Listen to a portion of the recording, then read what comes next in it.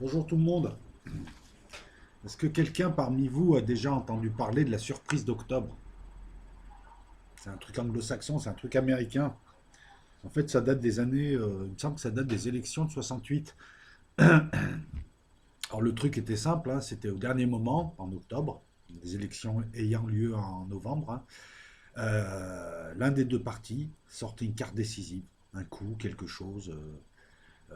Alors en 68, c'était, il me semble que c'était Nixon, l'un de ses conseillers, je crois que c'est ça qui avait donné lieu à la tradition ensuite, hein, qui avait créé la tradition, qui avait proposé, pas Nixon, non, non, le camp d'en face, qui avait proposé de trouver un accord avec les Viet Cong, qui commençaient déjà à travailler dans le Vietnam du Sud, et de faire un super coup diplomatique et donc de gagner au finish, quoi. Donc tous les 4 ans, durant les élections américaines, on s'attend à la surprise d'octobre de l'un et l'autre des candidats.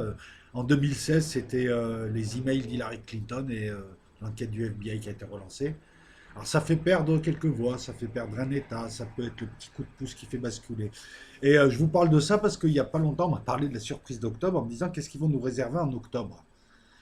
Et j'ai l'impression que cette année, la surprise d'octobre, bah, elle a lieu après élection. Et elle n'a pas lieu pour faire passer un candidat, mais pour emmerder un élu, Trump.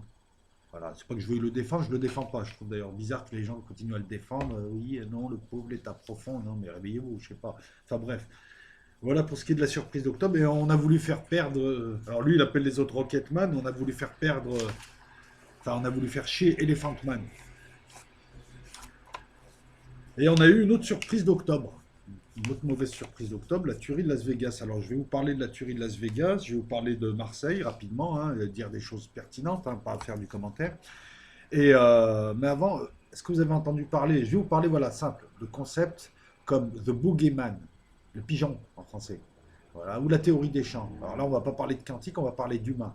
Et on va partir du postulat de base que chaque humain est une particule élémentaire qui gravite dans un champ. Voilà pourquoi je parle de théorie des champs. Avant d'aller plus loin, moi j'ai envie de revenir un petit peu à ce terrorisme qui, depuis 20 ans, peut-être un peu plus là, est omniprésent. Alors, bon, ceux qui veulent me traiter de complotiste, vous pouvez commencer là. Voilà, encore. C'est bon, c'est fini, voilà. On crée une coquille vide. Al-Qaïda, on nous donne quelques actions, quelques faits et autres, mais pas des trucs balèzes, hein, qui font parler d'eux. Enfin, qui font, si, ça fait parler d'eux, les quelques attentats, mais pas quelque chose de retentissant. Et puis d'un coup, acte de naissance, le gros attentat, le truc qui va choquer la planète. En tout cas, les bien-pensants et ceux qui les suivent. Puis on entretient ça psychologiquement, de différentes manières. Soit en faisant des petits attentats contrôlés, soit en les faisant faire par d'autres qui ne savent pas que vous êtes le commanditaire, et ils pensent même vous affronter, soit en, et ça j'y viendrai à la fin, ben on laisse faire, hein, puisque ça se fait tout seul ensuite. C'est ça la théorie des champs. Donc quelques attentats par-ci par-là contrôlés, ça remplit la coquille vide. On verra des groupes qui vont vouloir imiter, des gens qui vont vouloir appartenir à cette coquille vide, d'autres structures apparaître pour être là en complément. Et très vite, donc, on a le début de la théorie des champs, puisqu'on a électrisé un champ d'humains, un territoire, un espace. On l'a électrisé. La peur, la division, on a monté les uns contre les autres, c'est de la faute de cela, c'est de la faute de cela, on en a marre de ci, on en a marre de ça. Mais population qui pense encore que l'État ou les structures qui sont au-dessus d'elle la protègent, ce qui n'est pas le cas, puisque la plupart du temps, elles sont complices, passives, elles savent mais elles ne disent rien. Al-Qaïda, je veux dire, tous les services de renseignement savent comment, enfin bref, qu'un terrorisme qui résiste, c'est un terrorisme d'État. On sait très bien que derrière Al-Qaïda, il y a tout un tas de gens, il y a tout un tas de structures, il y a tout un tas de services, tout un tas de pays, et d'autres qui ne disent rien au lieu de dénoncer ça, et donc qui laissent le mal se répandre et qui trompent la confiance de leur population. T'électrises ce champ, forcément, au bout d'un moment, ben, tu as les particules les plus faibles, hein, il y a des brisures de champ. Tu as les particules les plus faibles qui pètent. Donc, petit à petit, tu as des gens qui viennent, tu as des gens qui imitent, tu as des gens qui s'inspirent, tu as des gens qui tentent, tu as des gens qui sont manipulés.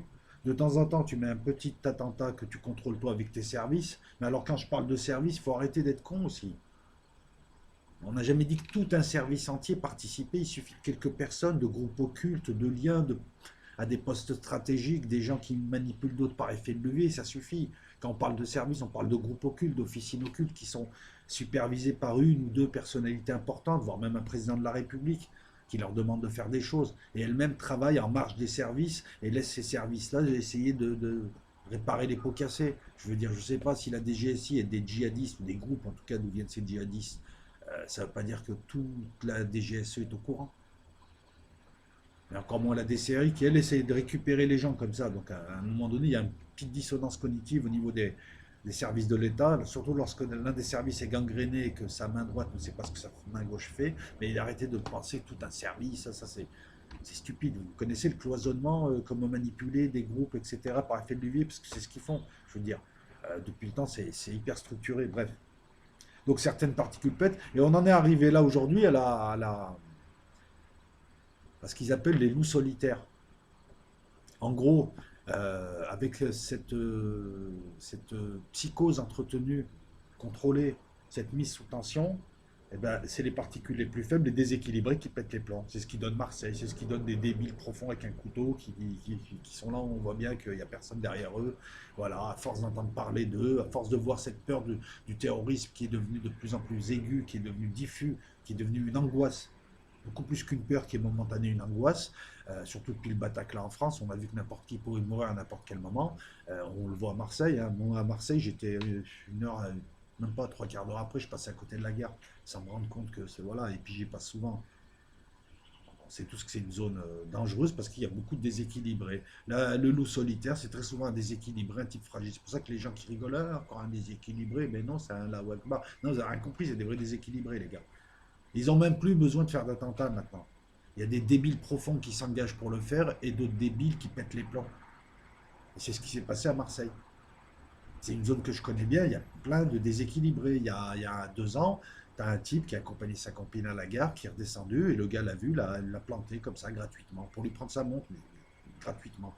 Je connais cet endroit, il y a beaucoup de schizos, il y a beaucoup de malades, il y a beaucoup de psychopathes, il y a beaucoup de toxicos, voilà. Mais si on est croyant, je dirais que c'est un cas de possession, quoi.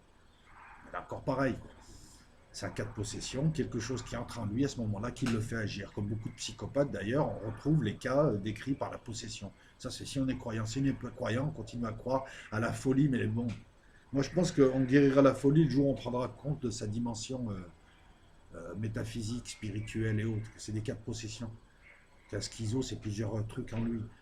Enfin, un schizo. Certains schizos, parce qu'on définit à tort le schizophrène comme un type souffrant de dédoublement de la personnalité, ce qui n'est pas vrai, il y a différents types de schizophrénie, c'est une maladie.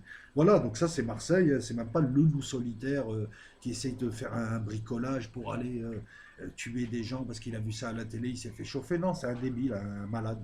Bon, il a été abattu, tant mieux, ça sert à rien de garder un déchet pareil, hein, dangereux. Mais il y en a plein des gens comme ça. Ces gens-là pètent. On en est arrivé là. C'est plus des groupes qui agissent au nom de l'État, c'est plus l'État qui agit directement avec des groupes, c'est pas des groupes qui agissent au nom de l'État, c'est pas des groupes qui sont manipulés par un État qui croit combattre, ce n'est plus le loup solitaire qui d'un coup s'est radicalisé, non, on a carrément affaire à ça. Marseille. Et Marseille est tombé en même temps que la surprise d'octobre aux USA à Las Vegas. Et là, Las Vegas, on va voir autre chose, on va voir le boogeyman après la théorie des champs. Donc je regarde un petit peu, hein, je pense avoir tout dit. Hein. Le boogeyman, c'est le pigeon. Alors on va remonter un petit peu le temps. Je crée une base de données. Tiens, Al-Qaïda, ça veut dire base de données. Je crée une base de données. Comment? Ben, sur le terrain, j'ai tout un tas de gens, de rabatteurs, de sympathisants, d'informateurs, de ce que tu veux, de toute manière, depuis le temps que j'ai mis tout ça en place, hein, c'est bien quadrillé, qui eux repèrent des profils pour moi. Puis j'ai plein de profils. Ils ne savent pas très très bien quel genre de profil, je leur ai donné une idée assez générale. Mais grâce à eux, j'ai une base de données de plein de profils. Et puis je tamise. Et je garde un certain nombre de profils. La base qui va me servir.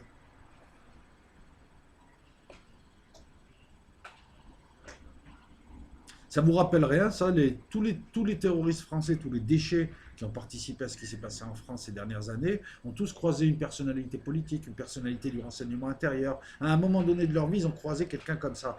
Ça me fait penser au type qui vient les voir et qui vient un petit peu in situ, hein, voir un petit peu s'il correspondrait au profil. Parce qu'ils cherchent plusieurs profils, je cherche plusieurs profils, je cherche plusieurs pigeons.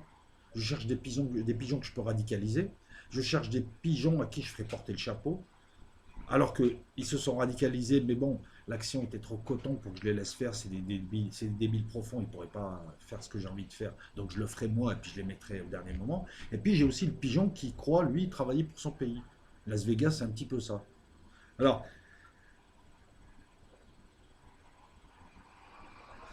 comment dire ça? J'ai des pigeons à qui je fais croire que je suis, enfin, j'ai des pigeons, ils sont en Syrie et ils accueillent des gens pour moi en leur disant tu vas faire le djihad, alors que c'est moi qui les contrôle d'une manière ou d'une autre. D'ailleurs, certains de ces pigeons, ne sont pas au courant que c'est moi qui les contrôle par le biais d'un pays, par le biais d'un financier, par le biais d'un groupe, par le biais d'un type. Je cloisonne tellement qu'on ne peut pas remonter à moi. Ils sont tellement cons qu'ils croient me combattre. C'est moi qui les dirige. Résultat, quand ils vont faire quelque chose quelque part, je peux même les accompagner, leur ouvrir le chemin sans qu'ils voient ça, les laisser faire et ensuite leur tomber dessus et les tuer. De toute manière, je m'en fous, la boîte noire, elle est au Moyen-Orient. Je veux dire, on remontera l'enquête jusqu'au Moyen-Orient et après, ça s'arrêtera. Ça, c'est une technique. On a aussi les gros cons, à moitié pigeons. On leur fait croire qu'ils bossent pour le renseignement. Mera, il connaissait pas Squarcini. C'est quand même marrant de voir un type comme Mera connaître un type comme Squarcini. Ils ne sont pas sur la même échelle sociale, la même échelle d'importance. Bizarre. Ça, c'est comme les gens qui connaissent tous, c'est comme tous ceux qui ont participé aux attentats et qui ont croisé à un moment donné Julien Drey, par exemple. Il fait quoi, Julien Drey? Je comprends pas. Oui, c'est des quartiers, ils font des vidéos, des trucs comme ça. Oui, oui, oui. C'est une excellente manière d'observer le type et voir s'il va correspondre. Alors ceux-là, on les radicalise. Enfin, certains, comme Mera, on lui fait croire tu bosses pour ci, tu bosses pour ça, etc., etc. Il faut que tu abattes un type, voilà, c'est pour ton pays, tout ça et tout. Alors lui, on lui fait faire certaines actions et pas d'autres. Parce que par exemple, buter 4 militaires comme ça froidement à Montauban, non, c'est plus un professionnel. D'ailleurs, il a été décrit comme tel, et c'est bizarre, les médias, ils écartent tous les témoignages qui viennent de la version officielle, puisque ce témoignage-là est sorti un petit peu, puis d'un coup, il a disparu. La description qui a été faite du tueur de Montauban n'était pas celle de Mera, 2 hommes. Donc lui, il était à moitié con, on s'est dit, il ne pourrait pas faire ça. On l'a laissé faire certains trucs et pas d'autres. Et puis tu as les débiles profonds, genre Kouachi. Alors eux, ils sont tellement cons qu'ils ont juste des têtes à porter le chapeau. Mais ils ne sont pas au courant qu'ils vont porter le chapeau. Pour eux, ils participent à une action, à quelque chose. On les enlève, on fait le truc, on les met beaucoup plus loin, on leur tire dessus en disant qu'ils ont sauté, qu'ils ont fait des cris de joie en disant Allahu Akbar, et c'est réglé. Ouais, là, ils les ont emmenés où? Au fin fond d'une imprimerie à Damary-Lélis, je crois. Puis c'est bizarre, ces gens qui minutent tous les attentats, qui prévoient tout, et au dernier moment, ils ne savent pas où aller, ils ne savent plus quoi faire. Ici, ils vont se retrancher dans un cul-de-sac, là où le dernier des derniers irait. C'est marrant. Alors ceux-là, on les chloroforme avant, on fait l'action par deux professionnels, et ensuite on les ressort, et ils portent le chapeau. Ça, c'est des bogeyman, double bogeyman, parce qu'eux, ils sont tellement cons qu'ils ont cru en plus qu'ils allaient lutter contre ceux qui les ont utilisés. Et puis on a le type de Las Vegas, quoi. Moi, dès que j'ai vu la tuerie de Las Vegas, j'ai dit, ça pue les services, ou les groupes occultes, ou les officines, ou ce que tu veux. Et pas tous. Bizarre quand même ce type. Avec au départ, il nous avait annoncé 96 tirs. Avec 96 tirs, il arrive à faire 58 ou 60 morts, hein. On est à peu près, je crois qu'on a 59 morts, 500 blessés. Il a un problème d'arithmétique, franchement. Balèze le mec, hein. Où il a des balles, elles font plein de gens en même temps. Je te blesse, toi je te tue, toi je te reblesse, toi j'hop, et je reviens. Voilà. Et ça se trouve, non, on sait jamais, hein. Et après, j'ai commencé à m'intéresser à l'affaire. Alors moi, je me suis toujours défié des sites et des chaînes YouTube dites complotistes qui commencent à me dire c'est des fakes et ci, ça, mais je me suis quand même intéressé à ça. Je suis allé sur Google Earth, j'ai fait tout un tas de recherches et je me suis surtout appuyé sur les travaux de ITV, de Eric Perrou 63. Alors lui, il a fait un super boulot. Alors c'est repris d'ailleurs, mais il a fait un super boulot quand même. Et donc après, j'ai travaillé le truc et je ne me suis pas contenté de prendre et de répéter. Et je me suis aperçu quoi, effectivement, il y a rien qui tenait la route, quoi. Le type, là, Stéphane Paddock, c'est un boogeyman. Personne ne savait que. Déjà, on a voulu lui accoler l'islam dès les premières minutes pour bien imprégner ça dans l'esprit des gens. Ça, c'est de la PNL, l'islam. Tu sais, tu dis un truc et tu rajoutes islam. Comme ça, dans la tête des gens, il y a un lien qui se fait comme ça inconsciemment. Alors que le gars, il s'est converti à rien. C'était un riche comptable qui passait son temps à jouer au poker. Il était joueur de poker professionnel. Il faisait les casinos. Il jouait avant en ligne. Il vivait très bien. Il n'était pas plus armé que ça, il ne s'intéressait pas aux armes, ça c'est le témoignage de son frère. Et d'un coup, donc ce type a réussi à emmener 23 armes au Mandala Bay, 23 armes. Des armes semi-automatiques trafiquées en armes automatiques, hein. C'est-à-dire au lieu de tirer du coup par coup et de recharger à chaque fois, là tu appuies sur la détente et c'est tout part, le chargeur part, voilà. Pour la faire simple, c'est un peu plus compliqué que ça la différence entre un semi-automatique et un automatique. Il réussit à rentrer 23 armes, il loue 2 chambres d'hôtel, il appelle quelqu'un pour dire qu'il a touché 250 000 dollars, qu'il a gagné 250 000 dollars, parce qu'il le faisait jusque-là. Apparemment, sa femme devait être avec lui, elle n'est pas avec lui. Et il se met à faire le carton. Alors on nous montre des images, mais ça ne correspond pas à la description. Là, c'est un type qui tire quelques rafales. Et il ne peut pas faire autant de morts. Au 32e étage en plus. Et montez au 32e étage et essayez de tirer sur une foule. Vous verrez, vous en aurez un, deux, pas plus. C'est trop haut. L'angulation n'est pas bonne. Non, la meilleure angulation, c'est au quatrième, entre le quatrième et le sixième. Là où on a vu les coups de feu, par contre. Parce que ce qui est bizarre, c'est pareil, on vous montre alors on vous montre des images, c'est surtout des amateurs qui ont pris des images. On voit clairement les coups de feu partir du quatrième au sixième. On a même une image de la police locale. Alors là, le gars, je ne sais pas ce qu'il a bu. Il te montre le bas de l'immeuble, donc de là où ça vient, hein, entre le quatrième et le sixième, et il te parle du 32e étage. En tout cas, ces vidéos-là ne sont pas restées longtemps parce qu'on a le filtre des médias. On a le fameux filtre des médias qui réécrit les faits et la réalité et réécrit ça en vérité officielle. 2 chambres, deux vitres, 2 angles de tir en plus. Oui, 2 angles de tir, bon, ça peut se comprendre, mais pas de coup de feu de là-haut. Après, dans les vidéos, tu regardes, les mecs disent non, non, c'est des faux tirs, c'est des faux tirs. Il le dit en anglais, c'est pas moi, je veux dire, tout le monde l'a repris, ça. Ensuite, quand tu entends les tirs, ça ressemble pas à des tirs d'armes automatiques ou de semi-automatiques, hein. Si, à blanc, ça ressemble à ça, quoi. Ça ressemble à, il y a un truc qui va pas, quoi. Après, on voit aucun mort, aucun blessé. Bizarre. Boogeyman, bien sûr, Boogeyman. Le type joue au poker, machin, il est dans la base de données, il nous intéresse, il a une tête de nigo, il a une tête à portée de chapeau. Alors, on choisit les profils selon le but. Là, le but, il est simple, hein, désarmer les Américains. Donc, on va prendre un bon Américain avec une bonne tête d'Américain, qui picole, qui joue au poker, tout ça, bien grassouillé, et qui a rien à voir. En plus, c'est ça aussi la feinte. Ils prennent des gens qui ont rien à voir, des monsieur tout le monde, qui ont des têtes sympathiques, des têtes normales, pour que les gens soient encore plus effrayés après en se disant peut-être que mon voisin, il est aussi taré. Tu vois, on clive les gens, hein. C'est quasiment, c'est plus un champ électrique, là, c'est un damier, quoi. Donc le gars, il est là, un jour les services de renseignement l'approchent, alors c'est un travail qui peut prendre des mois, l'approche petit à petit, hein, lui mettre le pied à l'étrier en lui disant eh, tu vas sauver ton pays. Ah ouais, je vais sauver mon pays, ouais, ouais, ouais, tu vas travailler avec nous, tu vas sauver ton pays, tu es un bon Américain. Voilà, on surveille des gens, il y a un concert country, etc., etc. Toi, tu te déplaces souvent, tu joues au poker, tu vas souvent à Las Vegas, tout ça, tu passes inaperçu. On sait qu'il y a des gens qui veulent faire un attentat, mais nous, on est connus, puis on a des têtes de flics. Est-ce que tu peux nous aider? Ok, pas de problème. Là, on comprend mieux comment ils ont pu rentrer 23 armes automatiques dans un hôtel, alors que les USA, il n'y a pas plus fliqué, Las Vegas, il n'y a pas plus fliqué, et il y a la psychose des attentats. Comment ils rentrent 23 armes pendant 3 jours en plus? La femme de ménage, elle n'a rien vu, elle n'a pas vu je ne sais pas combien de valises. Comment vous faites rentrer, je ne sais pas, l'équivalent de 23 FAMAS? Après, il retrouve 12 armes chez lui. Puis pourquoi prendre 23 armes, quoi? T'en prends 2 3 au cas où ça s'enraye, 4 et tu prends beaucoup de chargeurs. Et c'est pareil. Alors on te dit, il a tiré 96 coups. On te dit, sur les 500, à peu près 60 blessés, il y en a 45 à l'hôpital. J'aimerais savoir combien par balle. Parce qu'il a touché 58 personnes, c'est balèze. Mais moi, je pense que non. Je pense qu'on lui a donné 250 000 € pour le remercier de son patriotisme. Qu'on l'a mis là-haut, qu'on l'a chloroformé, on a mis un type là-haut, on a mis une équipe en bas. C'est l'équipe en bas qui a fait le travail. Donc elle a tiré. Après, est-ce que c'est comme certains le disent, est-ce que c'est c'est des fausses victimes? Est-ce qu'il y a des comédiens dans la foule ou pas? Il s'avère qu'aux USA, on peut louer de la foule. Il s'avère qu'il y a des gens qui reviennent souvent. T'as une nana, dans 4 attentats, là, on l'a fait témoigner, c'est elle. Dans les 4 attentats, c'est elle. Expliquez-moi comment.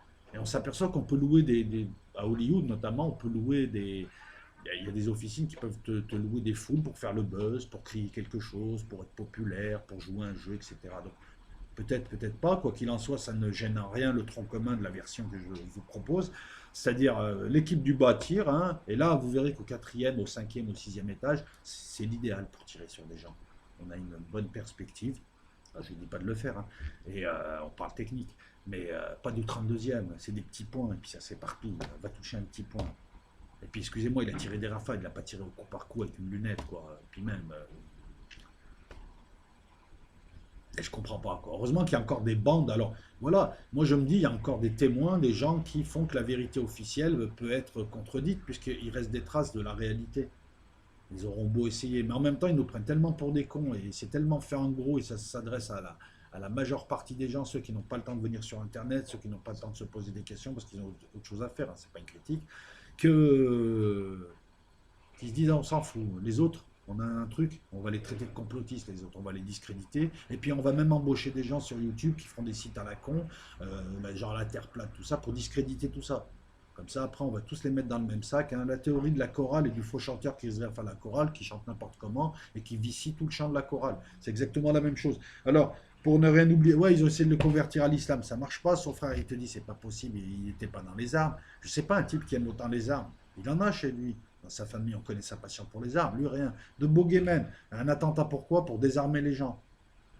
Bah, depuis des années, ils essaient de désarmer les Américains. Ils ont interdit les armes automatiques. Maintenant, ils veulent s'occuper des armes semi-automatiques en démontrant que n'importe qui peut acheter un semi-automatique, mettre un dispositif qui s'appelle le bumper stock, je crois, qui lui permet de tirer en automatique. C'est-à-dire, tu appuies sur la détente et tout part. Une arme de guerre. Donc, désarmer les Américains, pourquoi? Ben, les Américains sont encore armés, ont encore cette culture du communautaire, du local, on se regroupe, on se défend contre les Indiens, on se défend contre l'État fédéral. L'État fédéral sait que s'il veut vraiment les transformer en moutons, il doit leur enlever leurs armes, il doit les castrer. Donc moi je pense que cet attentat a été utilisé par ça, ils ont pris un pigeon, un type qui joue au poker, qui picolait, qui faisait sa vie. Ils l'ont travaillé je ne sais pas combien de temps, un mois, 2 mois, un an. Allez voir des films comme ça où on vous montre bien comment on approche quelqu'un, comment on met du temps, comment on l'étudie. D'où l'intérêt d'avoir une base de données, une Al-Qaïda. Vous voyez, voilà, c'est très peu de gens avec beaucoup de moyens, beaucoup de passes, de clés, peuvent déjouer la surveillance de leur propre service et travailler de manière occulte à créer la psychose, le chaos dans le monde. C'est ce qu'ils font depuis des années. Et on continue à nous traiter de complotistes. Moi, j'aimerais qu'on m'explique. Si les vidéos montraient, parce que j'ai pas encore eu le temps d'aller les vérifier, de remonter leurs sources, si les vidéos montraient, mais je suis allé sur Google Earth, et ça se tenait. Là où était le concert, les angulations, ça se tenait. En tout cas, leurs vidéos, elles ne semblaient pas truquées. Mais si ces vidéos-là sont réelles, expliquez-moi pourquoi on parle d'un tireur qui était au 32e étage, alors qu'en fait, il n'y avait personne qui tire au 32e étage, vu que les coups de feu partaient, je crois, du 4e, 5e ou 6e étage. On les voit clairement, synchronisés entre les flamèches qu'on voit dans le noir. En plus, c'est super professionnel, hein. Le gars, il avait tout éteint et tout. Non, c'est des pros. Ils ont ouvré en bas. En haut, il était chloroformé. À la fin, ils l'ont suicidé. Et le type qui l'a suicidé a disparu ensuite. Parce que de toute façon, il a tous les passes de l'hôtel. Il passe partout. Voilà. Et c'est pareil pour le reste. Pourquoi on ne nous montre pas certaines vidéos au Bataclan ou une vidéo notamment de, je crois, la compagne du chanteur qui filme clairement un mec cagoulé de noir qui était quelques minutes avant l'attaque, qui était à l'intérieur, dans les sous-sols, en train de se balader, en portant un je ne sais quoi au-dessus de lui, on dirait une Kalachnikov qui posait comme ça. On a du mal à voir. Je veux dire, toutes ces vidéos-là, pourquoi on les écarte et on crée une vérité officielle? Le filtre des médias, les médias alarmants, de toute façon, ils leur appartiennent, les médias. Comment est-ce qu'on peut encore continuer à nous faire croire qu'on a des médias libres? Le pire, c'est que tout le monde sait que c'est des services qui sont derrière ces attentats. Selon le profil, selon le pays à châtier, selon ce qu'on veut, etc., etc., on va utiliser tel ou tel type de personne, on a des bases de données. Alors pour ceux qui me traitent de complotiste, moi ce que je vous souhaite, c'est qu'un jour, c'est votre carte, soit votre carte d'identité un jour qui se retrouve dans une voiture, votre famille dira mais c'est pas possible, il n'était pas comme ça et tout. Et pendant ce temps, vous aurez joué soit au bogeyman, parce que je pense pas que vous soyez radicalisé, vu que se radicalisent que des débiles profonds, des taulards, des tox, des malades, des pointeurs, des gens qui n'ont rien à voir avec la religion qu'ils prétendent défendre. Ça aussi, ça vous interpelle pas? Il n'y a pas un type sain qui fait des attentats. Il n'y a pas un type normal. Non, non, il y a que des débiles profonds. Enfin, en général, parce que tu as deux, trois tarés aussi, étudiants sur Internet, qui sont allés ensuite poignarder des nanas comme ça qui passaient. Mais voilà. Non, mais posez-vous la question, à qui profite le crime, ces attentats? Qui n'ont ni queue ni tête, qui durent. On voit des espèces de débiles profonds à 80 de QI faire des trucs parce qu'on leur a ouvert des portes. On voit des tarés qui vont en Syrie alors qu'ils se font manipuler par ceux qui justement ont intérêt à ce qu'existent ces attentats. C'est toujours pareil, si tu veux me traiter de complotiste, t'as qu'à aller voir la longue liste des agents du MI6 arrêtés déguisés en arabe sur les marchés irakiens, en train de poser des bombes. Et puis ils n'étaient pas bégueules les gars, c'était un jour la communauté chiite, un jour la communauté sunnite, pour qu'ils se tirent dessus. Si tu me traites de complotiste, t'as qu'à te déplacer en Syrie, à Dera, et remonter le temps, pour voir des snipers tirer sur la foule et sur les policiers. Parce que toi, ce que tu me racontes, ce sont juste tes impressions, livrées après avoir mâché leurs histoires pré-mâchées. Moi, je veux qu'on m'explique Las Vegas, ça pue du cul. Demain, on peut faire à n'importe qui, n'importe quoi, même si on ne le fait pas faire. En fait, on le chloroforme, on tue pour lui. Ils peuvent m'enlever, me chloroformer. Demain, vous retrouvez ma carte d'identité. Tout le monde dira, mais c'est pas possible, il est détesté, que je comprends pas et tout. Oui, non, mais c'est la taquia. Mais non, c'est pas la taquia, ni la taquio, ni.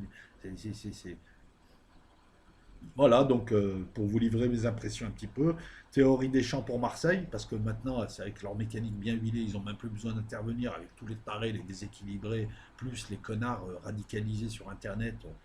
Ils ont de quoi faire, ils ont plus rien besoin de faire. S'ils chauffent de temps en temps, ils te font un petit attentat contrôlé. Qu'est-ce que je pourrais rajouter d'autre? Ouais, donc Marseille, théorie des champs, Bogeyman pour la deuxième, hein, la fameuse surprise d'octobre, mais pas celle qu'on attendait, puisque là, il ne s'agit pas de tradition électorale, mais surtout de chauffer les gens. Il fallait quelque chose, hein. Une fois par an ou deux, ils font un gros truc. Alors, ce qui est bien avec les médias aussi, c'est que quand il y a 200 morts en Somalie, ils n'ont pas mis la tour Eiffel en berne, là, ils n'existent pas, ces gens. Un attentat en Somalie, à Mogadiscio, je crois. Alors, ils ont accusé les kebabs, mais ils peuvent accuser qui ils veulent, hein, je veux dire.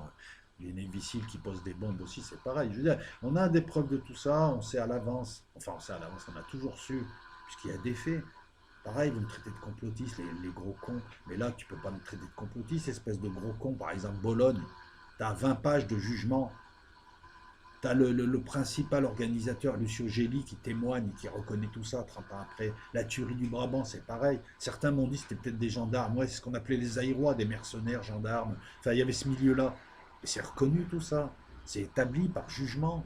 Et t'as encore des gens qui me disent ah, t'es complotiste, mais je vais pas vérifier parce que t'es complotiste. Bah, t'es débile alors. C'était conditionné là. C'est quasiment, je veux dire, c'est ne pas comprendre en 2017 que la plupart c'est pas la plupart, tous les attentats terroristes que nous connaissons depuis un certain nombre d'années sont l'œuvre de service, avec la complicité d'autres services, la complicité d'autres politiques et d'État. Et en tout cas, il y a tout un tas de gens qui savent qui fait quoi, comment. Mais comme nous, enfin toi surtout, ta réalité, c'est des médias, au-delà, il n'y a rien. Tu t'es pas dit que eux, ils étaient entre toi et la réalité, toujours pareil, cette technique de la cloche, non. Ben toi, tu vas continuer à traiter une zone de complotiste et acheter un iPhone à 800 euros, enfin espérer l'acheter, puisqu'avec Macron, de toute façon, tu n'auras plus l'argent pour acheter des iPhones. Voilà. Bon, donc j'attends vos commentaires, hein, comme d'habitude, commentaires préapprouvés, etc., etc., etc. Alors j'oublie à chaque fois de le dire, si vous voulez mettre un pouce, ouais, j'aime bien l'absence de lumière, là, petit à petit. C'était voulu, hein, c'est pas, on m'a pas coupé le courant. C'était voulu, j'aime bien, ça donne un air un peu d'outre-tombe, mémoire d'outre-tombe. Un petit pouce en haut, hein, ça serait sympa. Et je mets plus mon PayPal, donc si vous voulez donner, donnez à un pauvre ou à une église ou à qui vous voulez demain. Voilà, de ma part. Ciao